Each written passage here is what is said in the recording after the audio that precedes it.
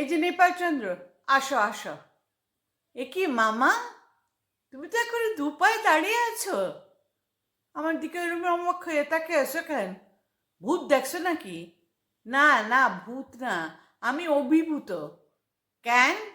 তুমি কি ভাবছিলা আমি ভূতপূর্ব হয়ে গেছি?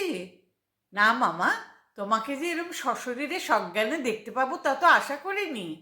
ও, তুমি ভাবছিলা আমি বিষয় আশা ফালাইয়া একদম গঙ্গা লাভ করছি, আর তুমি সেই সুযোগে বিধবা মামির পায়ে পইরা উইলের প্রবেট লইয়া পলাইয়া যাইবা। আরে না না, সে তো হতে পারবে না এখন। মামি তো জোয়ান। কি?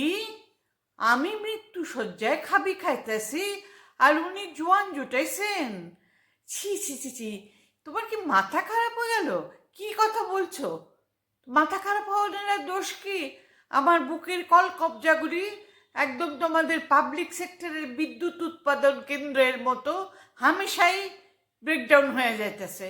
তোমার মামির চরিত্র আমি ভাবছিলাম একদম কর্পোরেশনের জলের মতন ফিল্টার্ড। ওমা, আজ তো সেই জলের মধ্যেই দেখতেছি এত বিষধর কীট।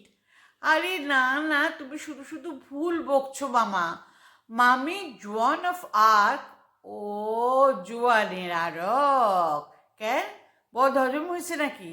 আরে না না, সেই জোয়ান না, এই হলো মেম সাহেব।